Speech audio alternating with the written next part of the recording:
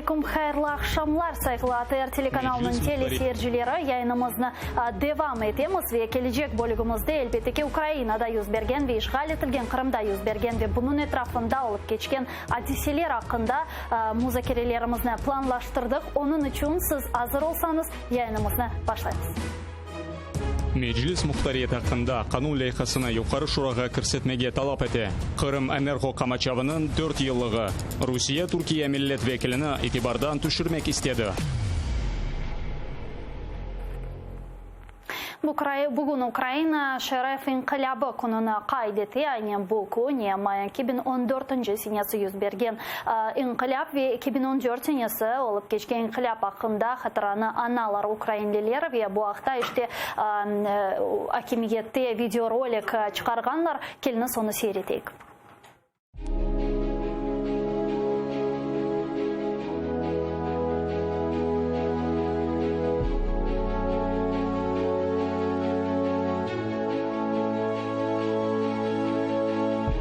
Всі ми різні. Народилися в різних містах.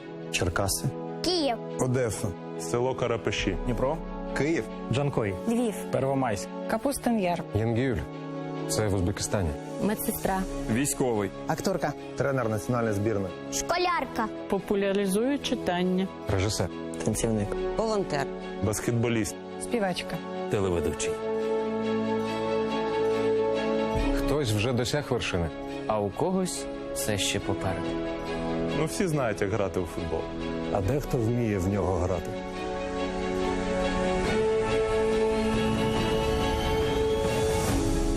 так ми різні. Стать. Вік, Життєвий досвід.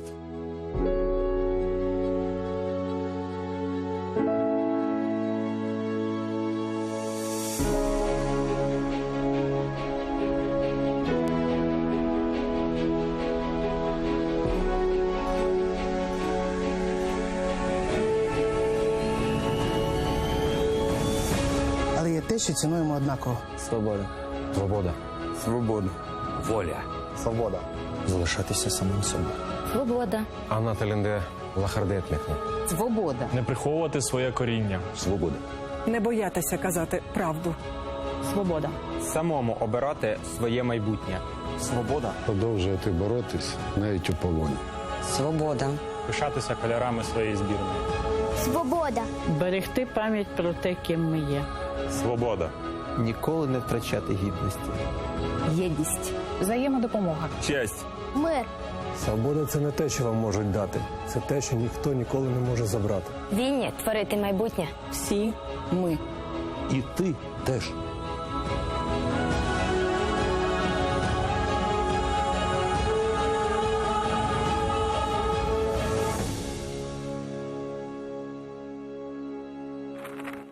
Ну а с нами сейчас на прямой связи по телефону народный депутат Украины 8-го созыва Борислав Береза.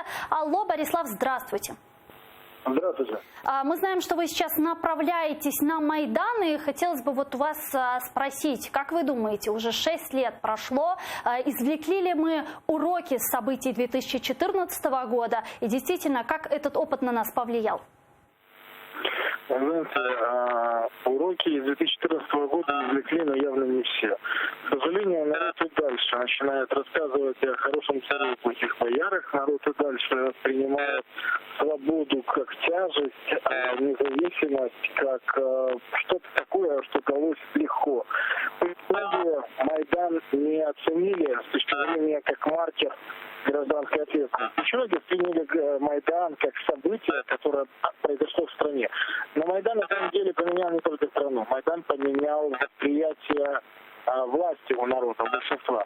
Власть потеряла свою сакральность, не смогла ее восстановить.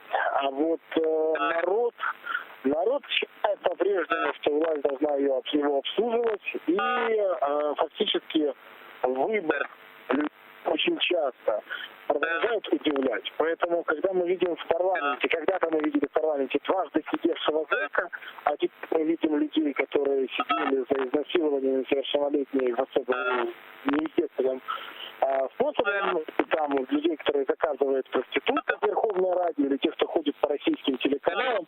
То есть, видимо, одной прививки не хватило. Увы, к сожалению, народ так и не смог эволюционировать и осознать, сколь важно, кто представляет народ в высших эшелонах власти. Сегодня поздравил с Днем достоинства и свободы украинцев и президент Украины Владимир Зеленский. И свое обращение он сделал на том месте, где, собственно, должны открыть музей Майдана, а также говорил про расследование дел Майдана. Вот уже прошло 6 лет. Какая перспектива, как вы думаете, дел расследования Майдана? Вы знаете, я сегодня специально пересматривал ленту новостей, свою, слухи, старую, и я видел, как обещали все, начиная от старых прокуроров, которые были, потом политических лидеров, и всех рассказывали дословно те самые слова. Просто с Майданом они прощаются таким образом, видимо. Я не вижу расследования дела на Майдане. Я вижу, как вывозят 20 тысяч томов на 3 КАМАЗах из прокуратуры в НАБУ и САП, чтобы они расследовали эти более 100 дел, а у них нет ни кадров для этого, ни свободных ресурсов. Это значит, что эти дела будут похоронены. Я вижу, как часть дел скидывают в ДПР, и эти дела, соответственно, опять же, не будут рассмотрены, потому что я связывался с работниками ДПР, мне это рассмотрено просто следователей в нужных количествах и такой квалификации, которой мы могли заниматься. А Майдан, знаете, как все обещают расследовать дела на Майдане, но только почему-то Верховная Рада забыла проголосовать поправку, которая бы позволила эти дела оставить в Генпрокуратуре и действительно расследовать. Желание расследовать дела надо доказывать не только на словах, но и на деле. В течение всех 5 лет мы вместе с Игорем Луценко, Аленой Сотник и другими народными депутатами добивались результатов от Генпрокуратуры. К сожалению, мы видели, как саботируются дела на всех уровнях. И на сегодняшний день мы видим, как это фактически тенденция продолжается. Борислав, и еще вот интересная новость сегодня появилась, точнее, украинские суда, захваченные Российской Федерацией, вернулись на материк. Вот не отключайтесь, пожалуйста, давайте послушаем президента Владимира Зеленского, который прокомментировал это, и продолжим нашу беседу. Те, що ми побачили, дійсно не вистачає, ми говорили з адміралом, деякі речі я не можу сказати, не вистачає частини озброєння, я побачив стан, буде розслідування, ми побачимо всі деталі, ми обов'язково звернемось до російської сторони, щоб нам повернули все, що там є. Між іншим, паралельно ми готові відремонтувати, поговорили з паном Воронченко, десь 3 місяці і все буде на ходу. И правда, пан Воронченко недавно заявлял, что корабли нам, корабли «Буксир», «Яныкапу» и «Никополь-Бердянск» вернули разграбленными. Вот о чем это свидетельствует? Вплоть до унитазов, да, разобрали все. Смотрите, все очень просто. Дело в том, что российские оккупанты, когда захватили эти корабли, они столкнулись с необычной для себя новинкой, унитазом. Она попробовали, понравилась. Поэтому демонтировали и решили использовать у себя. Тем более, что сегодня появилась новость о том, что в России в одной из школ впервые за 145 лет установлены унитазы. Я знаю, что это те самые унитазы. Послушайте, у бедного народа нету таких вещей. Это как бы можно шутить. Если серьезно, то надо говорить о другом. То есть варвары ведут себя по-варварски. Но глупо было, зная, что сделано с этими кораблями, возвращать их. Потому что теперь, когда мы будем обращаться в Международный морской трибунал и будем говорить об этом, нам будут говорить, зачем его взяли, а где свидетели подписи. Потому что россияне уже говорят, не знаю, мы отдали, все нормально. Это украинцы по дороге в порт выкинули и демонтировали все, что с кораблей. К сожалению, окружение президента Зеленского дает ему очень негативные рекомендации, после которых Украина получает прямой или непрямой ущерб, в том числе финансовый или политический. Эти корабли нельзя было брать обратно на ответственное хранение. Это раз. Во-вторых, в том состоянии, в котором они сейчас находятся. Принимать их надо было при поддержке международных экспертов и наших партнеров международных, чтобы они засвидетельствовали состояние этих кораблей. Потому что теперь очень тяжело будет добиться компенсации от России. вот многие эксперты говорят, что возвращение украинских судов на материк, да, это такой жест доброй воли Российской Федерации и такая прелюдия к встрече в нормандском формате. Вот что вы думаете по этому поводу? Действительно ли так? И на нормандском формате, возможно, вот те пункты, которые озвучивал Зеленский, они будут осуществлены, в том числе обмен пленными, да, там перемирие на Донбассе и установление контроля над границей. Возвращение украинских судов не имеет никакого отношения к доброй воле Российской Федерации. Это выполнение пункта 2 решения Морского международного трибунала. Пункт номер 1 был немедленно освободить украинских заложников, которые удерживала Россия. Пункт номер 2 вернуть суда. Пункт номер 3 закрыть все дела за их несостоятельность. На сегодняшний день мы видим, что Россия фактически выполняет и первый, и второй пункт, но так, чтобы это сделано было не как выполнение решения Международного трибунала, а как бы добрая воля Путина из Кремля. Вот на самом деле мы оказываем медвежью услугу. Эти решения санкционированы именно требованиями Международного морского трибунала. Никакой доброй воли. Более того, то, что мы берем на ответственное хранение корабли, это вообще бред. Потому что какое ответственное хранение? Это что, потом в любой момент они могут потребовать от нас? Или это мы признаем, что эти корабли проходят по уголовному делу, в рамках которого украинские корабли вошли в российские территориальные воды? Напоминаю, это наши территориальные воды, по которым шли наши корабли. Поэтому это очень большая проблема. Я боюсь, это прецедент, который потом еще рухнет. Спасибо, Борислав Береза, народный депутат Украины 8-го созыва, был с нами на прямой связи по телефону. Менесе сайгылы достар, Кырым татар тіліне кечем, чүнки бізім студиямызға Кырым татар халқының лидері Мустафа Биджимилев хош келді. Ve мен оны қаршыламаға енді азырым. Селямламаға. Селям алейкум, Мустафа. Насылсыңыз? Есте біз шымды Борислав Березанен бұл Украинаға Русия қайтарған гемилер ақында лаф етеміз. Малюм олғаны кебі бүгін олар енді қытаға келділер. Сізше де бұл хата еді бұл гемилеріні алмаға? Чүнки Русия біздің анағанымызға көре халқара трибуналының қарарыны ерне кетірмей, іште бөлі делил оларақ бере бізге оларны. Bu rehin algan 24 gemiciler de aynı şey. Aslında uluslararası mahkemeye göre o şartsız onların serbest bırakması gerekiyordu. Ama bizimkiler nasıl bir değişme yaptılar. Onların haydutlarını serbest bıraktılar. Şimdi gemiye gelince o gemiler de şartsız kaytarılması gerekiyordu. O Hamburg Tribunal. Ama kaytarmadılar diye işte sanki dersin bir Ali cenaplık yaptılar da şimdi böyle verirler. Hem de Rus adetlerine göre onun içinde olan hep kıymetli şeylerini kısladılar. Kıymetsiz şeylerini de kısladılar. Evet, kısladılar. Öyle demirlerini, şimdi boş demirlerini neden aldılar bilmiyorum. Sizce bu hata kenedi? Yeni bir hata yaptılar. Mına айталар ki bu gemilerini Rusya Federasyası Normand Korşuvu'ndan evvel böyle güzel bir adım olarak bergen Ukraynaga. Siz de böyle mi düşünüyorsunuz? Yok ya hiçbir... Ya da bağlı değil bu mesele. Yok. Şimdi bakınız. Evet, eğer de bu gemicilerin, 24 adamlarımızın bu gemini vermegen olsaydı hiç şak. O zaman sanksiyalar olacak idi. Hem de çok iyi olacak idi. Çünkü sanksiyalar bu sefer ciddi olacak idi.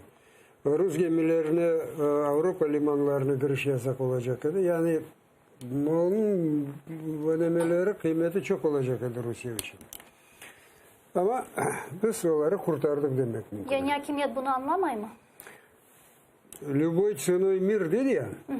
İşte ne olsa olsun, barış olsun. Öyle barış olmayı. O daha ziyade haydutluğa yol açar. Maalesef. Biz o şunu basında da, televizyonda da daima anlatамыз ama maalesef. Mına айталар ki 9 dekabr күні bu 4 liderinin Normand çerçevesinde konuşuvu olacak eken ve bugün işte Sluga Народа Fırkası'ndan halk deputatı aytты ki demek Prezident Vladimir Zelenskiy de bu konuşuvga hazırlanan. Sizin düşüncenize göre bu konuşuv semereli geçecek mi? Neticeleri nasıl olacak? Doğrusu söylesem ben ondan bir şey beklemiyorum. Zelenskiy dedi ki ben orada mutlaka Kırım hakkında da laf çıkarırım. Söyleyebilir evet bazı laflar ama bu Norman toplantısı, Normanskaya четверка dediğimiz, o mahsus Ukrayna'nın doğu bölgesinde Donbas meselesini çözmek için kurulgan idi. Şimdi Zelenski bu Kırım meselesini çıkarsa Putin adeta söylediği gibi işte bu meseleye bakılmayacak, Kırım bizim toprağımız, bu şekilde saçma şeyleri tekrarlayabilir. Ama ikinciden o der ki siz ne bunu çıkarasınız, bu Norman четверка o nasıl yeri değil, burada yalnız Donbas'la ilgili meseleler. Böyle şey olabilir ama eğer bu toplantının neticesinde nasıl bir doküman kabul edilecek olsa orada Kırım'ın hatırlamayıp bile işte Rusya ve Ukrayna arasında barış sabit ve sağlam olması için mutlaka Ukrayna'nın toprak bütünlüğünün sağlanması şarttır deyip yazılsa o da büyük şey olacak. Toprak bütünlüğü işte uluslararası tanılgan sınırlar içerisinde. O Birleşmiş Milletler'in Genel Kurulu'nun o 27 Mart 14 senesinin rezolüsyasına esaslanıp, Helsinki Anlaşması'na esaslanıp, böyle bir şekilde kelimeler kullanılsa evet faydası olabilir. Ama eğer bizim beklegenimiz gibi böyle bir vesika imzalanmasa, Kırım Tatarlarının pozisyası nasıl olacak? Bu bizim pozisyamız normal şeyine bağlı değil. Biz hem Ukrayna'nın pozisyası, Kırım Tatarların pozisyası burada aynı. Biz Kırım mutlaka boşalması gerek. Bunu biz elbette daima konuşacağız. Ben ne için sorayım? Çünkü biz görüyoruz ki bu Norman Koruşuva çerçevesinde hep Donbas hakkında laf edilir. Zaten böyle siyasetçi ortamlarında bile Donbas meselesi daha çok göteriliyor. Ve şimdi bu mesele etrafında Kırım ne yazık ki böyle unutula gibi görünüyor. Sizce de mi öyle ve bunu toktatmak için ne yapmalı? Kırım meselesi elbette 14 senesi gibi gazetelerin başlığında değil. O belli çünkü dünyada çok problemler var. Kırım biraz çekildi ama unutuldu demek mümkün değil. Demin söylediğim gibi Norman formatı yalnız Donbas için kurulgan idi. Onun için tabii olarak orada Donbas konuşuluyor. Biz teklif ettiğimiz Minsk Anlaşması da aynıydı. Steinmeier anlaşması da işte formülü de aynı şu şekilde Donbas meselesi. Şimdi ortada nasıl yapıp da bir format ortaya getirmek ve o formatta Kırım meselesini müzakere etmek. Evet bu format kurulmasına Ruslar karşı olacak. Kurulsa da biz iştirak etmeyeceğimiz diyecekler. Ama Ruslar orada müzakere etmeye hevesi, isteği olması için, o masaya getirilmesi için katli sanksiyalar gerek. Rusları mecbur etmek gerek. Ama sonraki zamanlarda maalesef biraz yumuşamalar var. Biz Tüney'in Bursa günü 19'unda o London'da da hemen laf ettik. Bu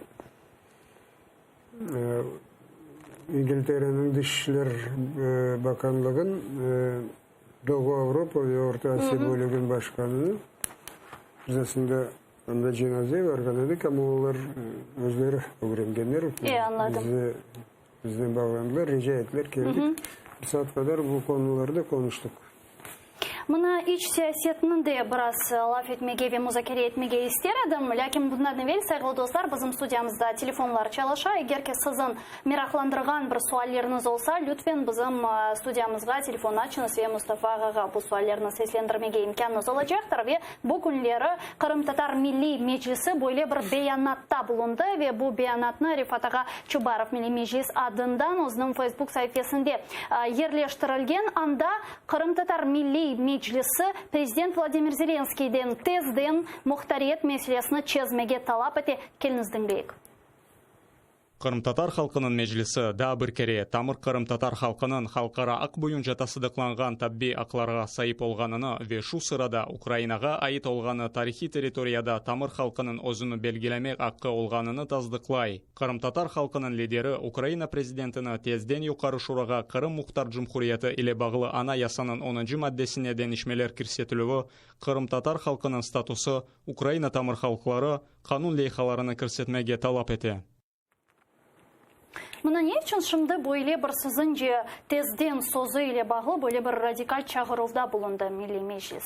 Ne bu bağlı? Birinciden bilirsiniz bu günlerde bütün dünya Kırım Tatar Kongresi'nin bu yönetim kurulunun toplantısı oldu. Bilemiz, rahatlıkla. Türkiye'den, Rumanya'dan, Amerika'dan insanlar geldiler. Bu müzakere edildi. Elbette bu mesele anda da müzakere edildi.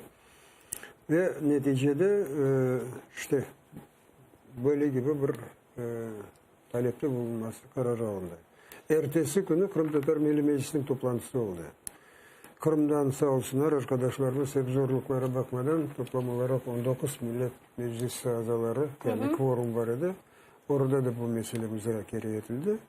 Tüm evin akşam Cumhurbaşkanı'nın Kırım Otonom Cumhuriyeti'nin temsilcisi Anton Korneviç, son bizim oranın yardımcısı Tanya Lataşova, daha Korneviç'in bir yardımcısı Rifat Çubarov ve Rüstem Umerov bu meselenin yine de konuştuk. O aslında Korneviç bize Zelenski'nin talimatının göre konuştu. Neler Kırım Tatarlar için en mühim o meselelerin Zelenski bilmek istedi ve biz de bunu konuştuk. Yani doğru anlayayım mı? Prezident Zelenski Korneviç'e talimat verdi sizden laf etmesi için ve bu konuşup olup geçti. Evet. Ve siz muhtariyet meselesini de ona aittiniz. Muhtariyet meselesini etraflı konuştuk. Son ikinci mesele regular şekilde başta Kuçma zamanında var idi ya Sovet представителей konuşuyordu. Şimdi bunu canlandırmak maksadımız var. Şimdi Sovet представители değil de o 94 senesi Sovet представители yani Kırım Tatar halkının şurası gibi temsiller şurası ama şimdi o zaman çünkü Kırım Tatar Milli Meclisi resmen tanınmamıştı. Ama 14 senesi burada tanınma oldu. Şimdi bu Sovet представитель kelimesini kullanma ihtiyaç yok. Onun için biz dedik ki bu görüşmeler devamlı olsun. Yılın içerisinde bilmeyeyim o Cumhurbaşkanı biliyoruz karar verecektir ama bizim fikrimizce belki her kvartal yani 3 ay içerisinde bizde toplanan meseleler ortaya koyacağımız, onu müzakere edeceğimiz. İşte bu meseleleri konuştuk. Kim girecek bu grupa? Yalnız meclis azaları ama Cumhurbaşkanı elbette istediği adamları çağırabilir. Çağırması da gerek. Yalnız özü değil de çeşitli bakanlıklardan, ministerskolardan çünkü Kuçma zamanında nasıl olaydı? O Kırım hakimiyeti bütün Kırım hakimiyetini toplayıyordu. Bizim dertlerimizi dinliyordu. Son talimatlar verirdi. Sen bunu yapacaksın, bunu yapacaksın. Evet Kuçma zamanında onun talimatlarını yerine getiren adam yok idi. %95'i yerine getirmiyordu. Ama nasıl da olsa kocaman memleketin Cumhurbaşkanı Kırım Tatarlarının ayağına gelip de buna ben geldim, sizin dertlerinizi dinleyeyim, ne yapayım diye evet manevi bakımda bize büyük destek ediyor. Şimdi de aynı şey olması ihtimali var. Biz bildiğimiz öyle olacak. Ama bu sefer elbette verilgen talimatları yerine gelecektir. Telefon bağımız var. Geliniz kabul edik. Alo. Alo. Nasıl sağlıklar sizde? Mustafa sizge sual galiba. Merhaba, buyurunuz. Buyurunuz. Tanıştınız sözünüzü lütfen. Selamun aleyküm saygılı cemaat. Birinci Mustafa Ağa'yı, saygılı, hürmetli Mustafa Ağa'yı doğan günden hayırlama isteyeyim. Allah sağlık versin. Yakında 16 yaş doldurdu diler. 16. Ya. Gülsüm Hanım sizge de selamun aleyküm. Kim ne dese desin birinci bu. Sağlık selamet olayık. İnşallah kısmetse betanda kısmet etsin konuşmaya. Amin, amin. Amin. Çok sağ olun. Sualiniz var mı? Amin. Ya ben Tahir Efendi, Mustafa Ağa'yı gördüm. Hayırlayım doğan günden dedim onun için. Anlaşıldı. Çok sağ olun telefona çıkardığınız için. Ve meselemizge 16 yaş doldurgansınız Mustafa Ağa. Hayırlayımız. Umur tek başlana katindi. Şunu soracak edim. Korneviç şimdi Prezident Zelenski'nin yekene bir bakma ya da başka onun yardımcılarının de müzakereler yürütüle?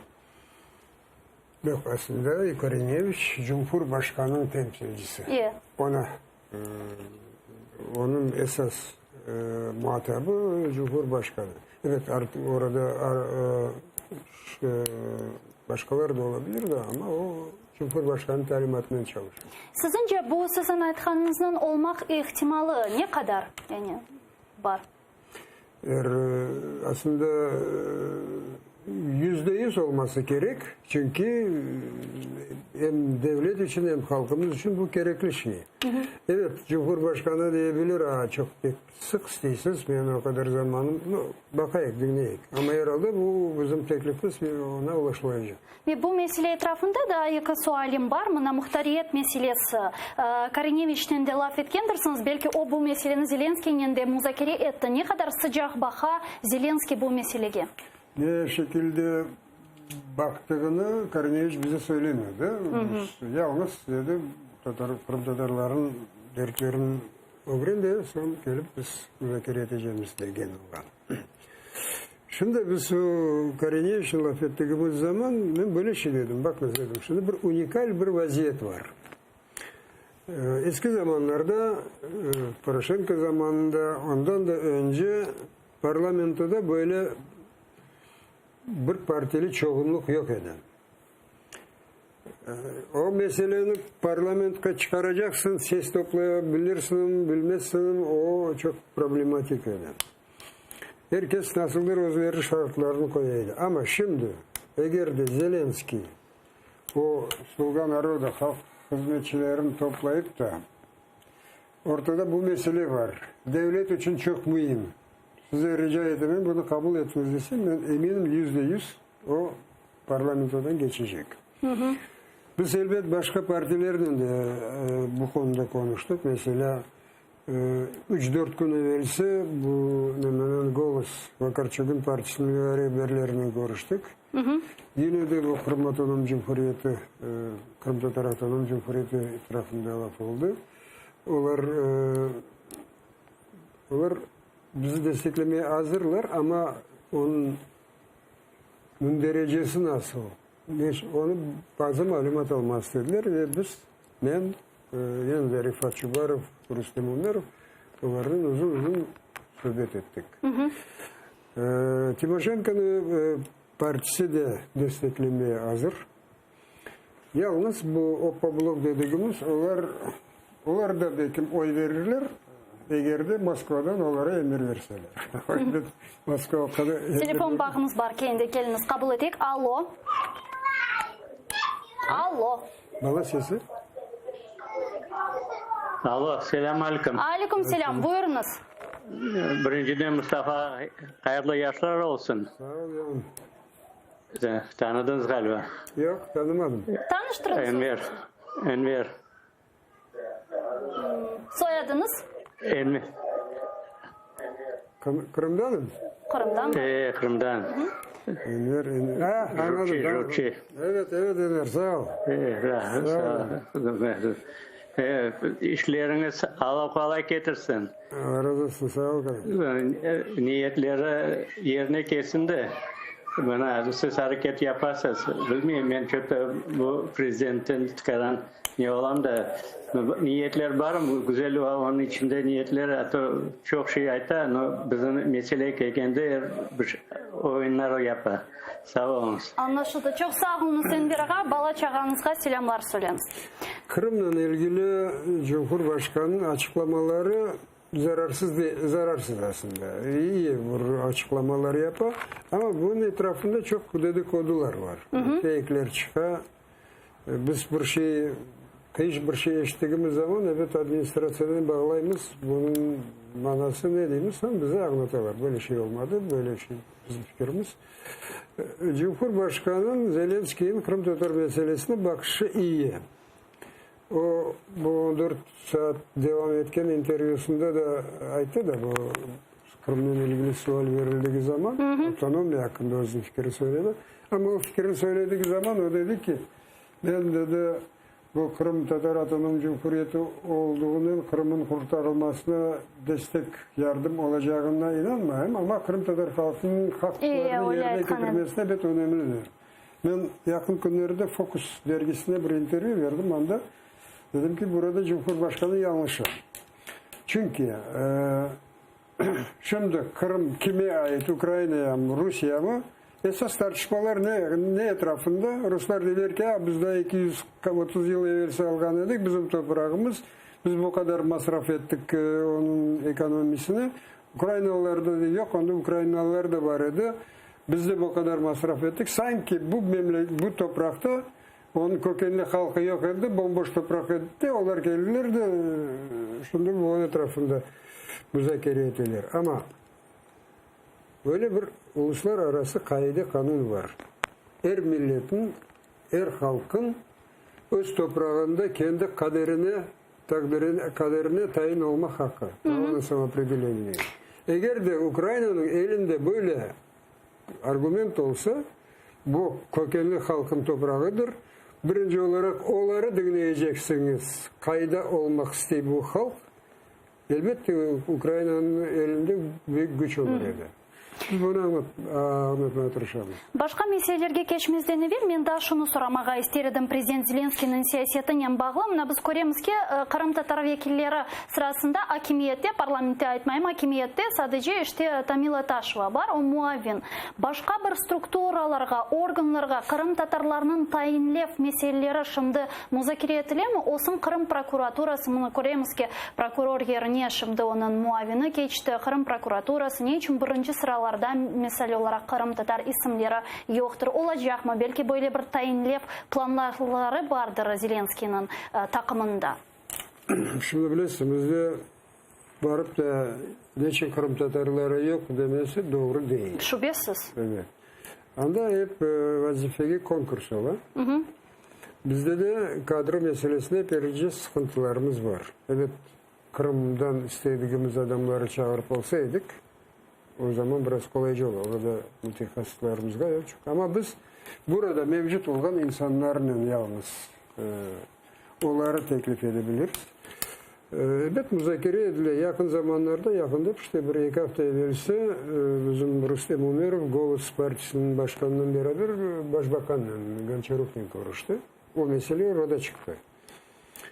İşte neden bizde bu Poroshenko zamanında böyle vazifelerimiz vardı, şimdi onlarda yok. Ne düşünüyorsunuz bu konuda? Goncharuk'un cevabı öyle oldu. Siz dedi özünüzün tekliflerinizi veriniz. Kimin kaysi yerde göresiniz? Biz son bakarız denir. Şimdi biz bu kadro meselesinde evet mevcut olan kadrolarımızın listeye alacağımızda onlardan soracağımız hayır özünü göre son olarak teklif edeceğiz. Var mı endi bir planlarınız hangi bir strukturalarga, hangi Kırım Tatarlarını? Dışişleri Bakanlığı'nda göremiz özümüzün adamımızın çeşit yerlerde evet bu deokupasyon bölgesinde bazı posolstvalarga yollamak istedik öz adamlarımızı. Buna yakında 20 büyükelçi konkurs olacak, onları tayin edilecek yani elçiler. Biz onların içerisinde özümüzün tekliflerimizi vereceğiz. Çok sağ olunuz ve gelecek meselemizge geçerken de siz subetimizin en başında bütün Dünya Kırım Tatarlar Kongresi'nin icra komiteti toplaşığı hakkında söz ayttınız ve ben bu meseleden de birkaç sual sormağa istedim. Çünkü sizin şimdi kaydetkeniniz Rustem Bey Umerov, AZA ve halk deputatı bin kvartira hakkında böyle bir interview bergen bizim muhbirlerimizge bu mesele etrafında şimdi nasıl işler alıp barıla keliniz dinleyik. Birincisi bir toprak meselesi düşüneyik. Eğer toprak alınsa kvartiralar yapılacak. Alınmasa bekim satın alınacak. Yani bu iki konsept meselesinde müzakereler alıp varıla. Türkiye tarafı nasıl versiyaga kol tuta? Aslında uların teklifleri neydi? Bilirsiniz bu mesele aslında 2014'te başlagan. Dep cevap bergen Rustem Ağa Umerov, hakikaten bu mesele 2014 senesi başlagan, endi 19 senesine keliyatamiz, lakin problem nede? Topraktami ya da leyhada ya da hakikaten de mali problemler mevcut şimdi.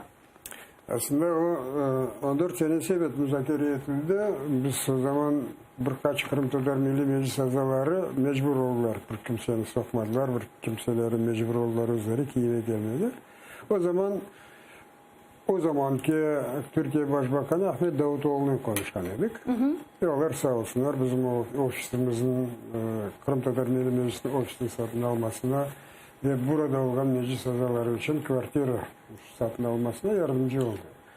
Son o zaman biz de laf etken dedik. Biz dedik şimdi o zamanlarda 5000'e yakın Kırım Tatarları artık çıkan edi Kırım'dan. Şimdi sayısı daha ziyade oldu. Bizim tahminlerimize göre 25-30 bin kadar Kırım Tatarları Ukrayna'nın ana topraklarına geçti. Ben ona teklif ettim o zaman. Dedim bir zamanlar siz Kırım'da bizim konut meselesini çözmek için 1000 konut programını yaptınız. Ya şimdi de dedim böyle zor durumda olduğumuz zaman ya acaba yardım edip olamazsınız mı dedim. 1000 konut Ukrayna'nın ana topraklarında. O dedi olabilir dedi. Biz bu konuda yaparız dedi. Son ne oldu ne olmadı Ahmet Davutoğlu istifa etti. Onun yerine Binali Yıldırım geldi.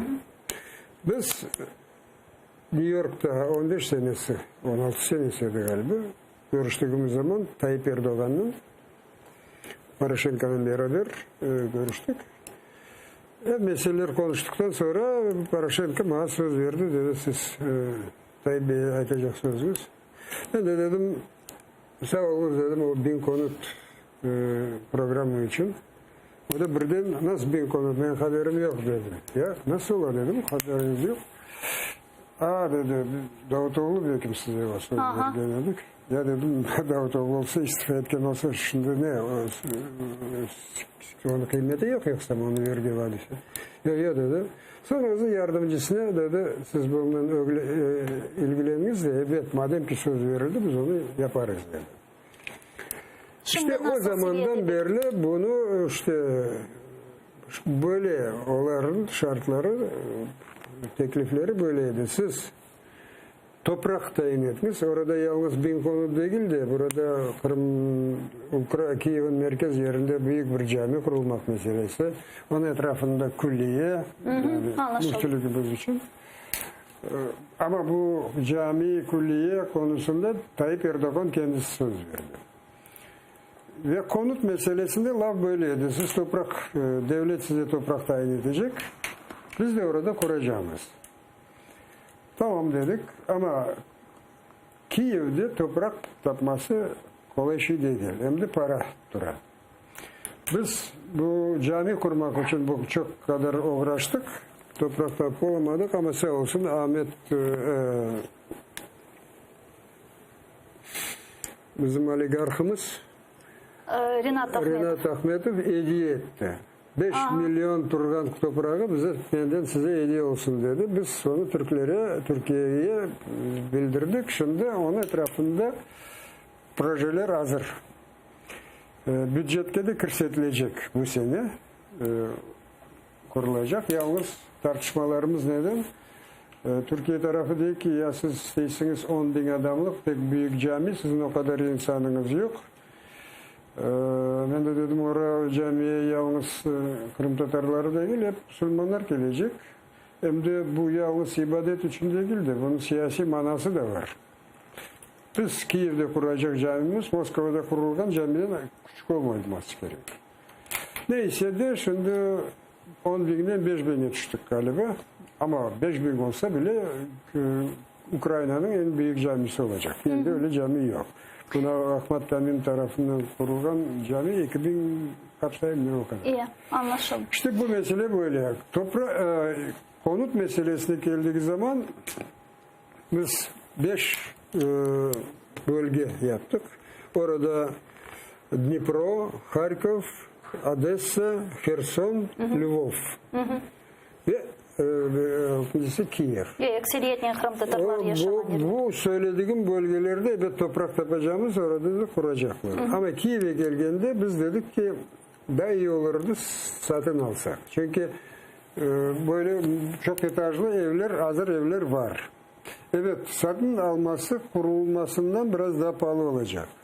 Ben de diyeyim ki siz onu kuruncaya kadar belki biz Kırım'ı kurtarırız. O ihtiyacımız da kalmayacak. İnşallah. Evet. İhtiyaç kalmazsa. Ben o Zelenski'nin 8 Ağustos'ta 7 Ağustos'ta Nemede Ankara'da görüştüğümüz zaman orada başta Tayyip Erdoğan konuştu. Sonra Zelenski konuştu. Zelenski konuşmasından sonra dedi ki rica ederim dedi birkaç söz Mustafa Bey'le söylesin dedi. Ben de son bu konuda konuştum dedi.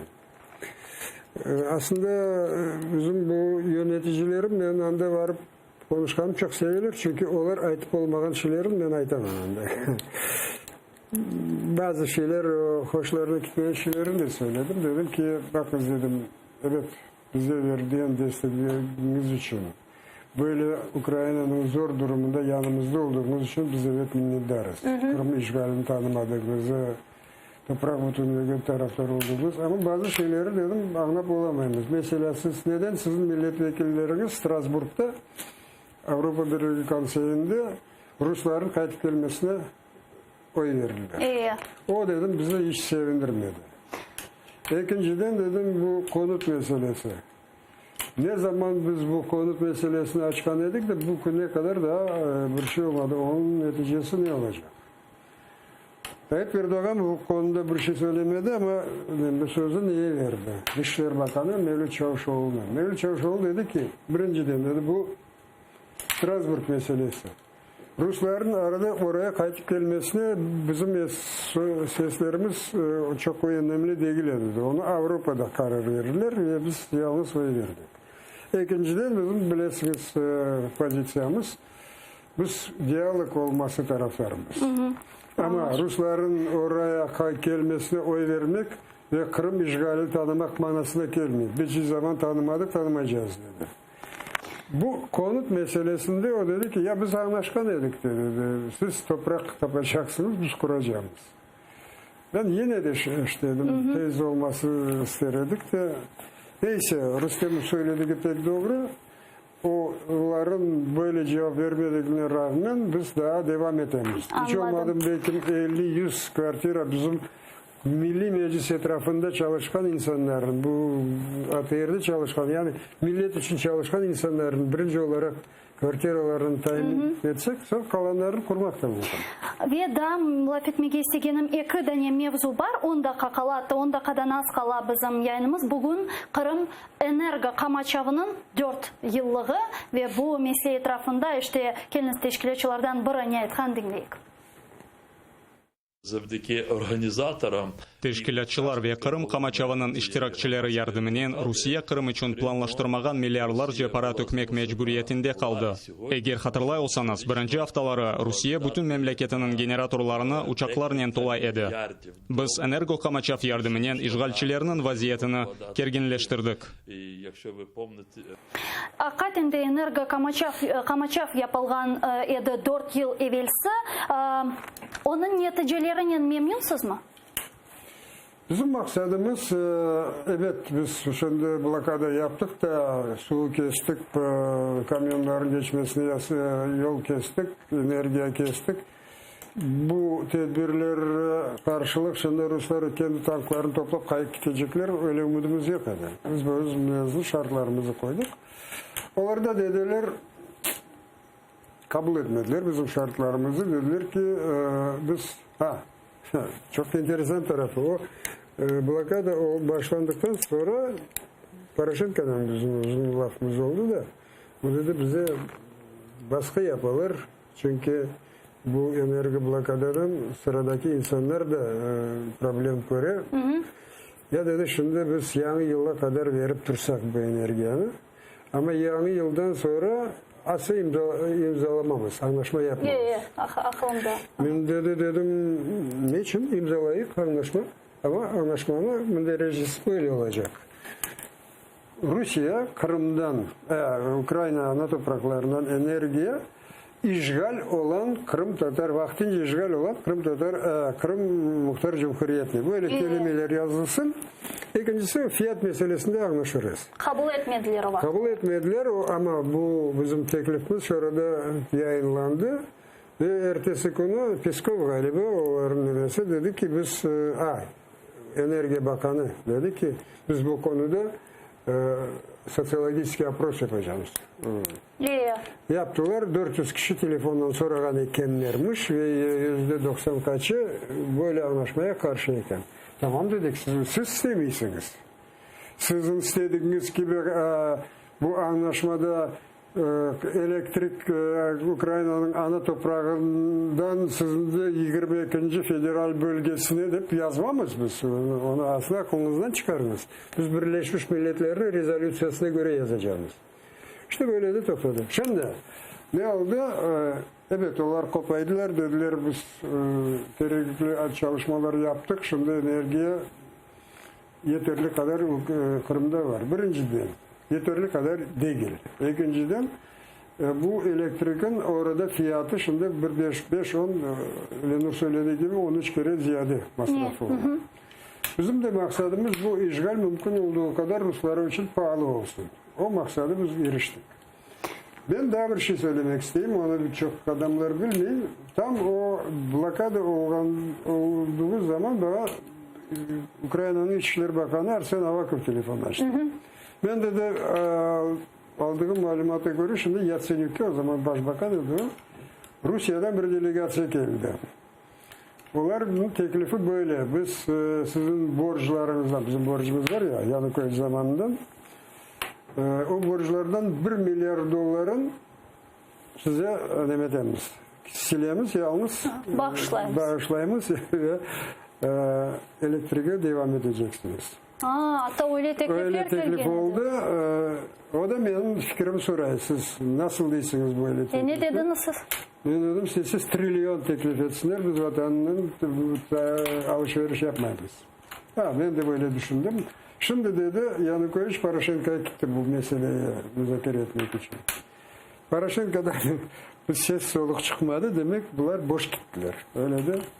Ve Mustafa'ga mına 30 saniye kala yayınımızın yekünlemesine men şunu soramağa istedim. Mına Kırım Tatarlar Kırımga qaytkandan beri işte özlerinin akları tüklenmesi için böyle baskıntı yollar olsa bile onlarını kullanaydılar. Bilmeyim çadırlar kurmağa yukarı şuranın binası yanında. Hatta bu enerji blokadını bile Kırım Tatarlar ve Kırım Kamaçavını Kırım Tatarlar teşkil etti bu hakimiyetke göstermek için ayrı bir şeyler yapmak gerek dep.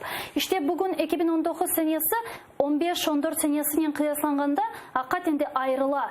Yani Kırım meselesi etrafında çok öyle müzakere etilmey. Bir eylemler planlaştırıla mı? Hatırlatmak için. Şimdi planlarımızı şimdi dünya bildireceğim. Evet, düşünemiz. Bazı şeyler yapılacak. Bunu bile eşitmek çok mühim edi. Çok sağ olunuz. Mustafa Cemilov, Kırım Tatar halkının lideri stüdyamızda misafir edi. Teşekkürler. Biz ise bu bölükni yakınlamak mecburiyetindemiz. Sağlı dostlar, ATR ile olunuz. Ko'rishguncha.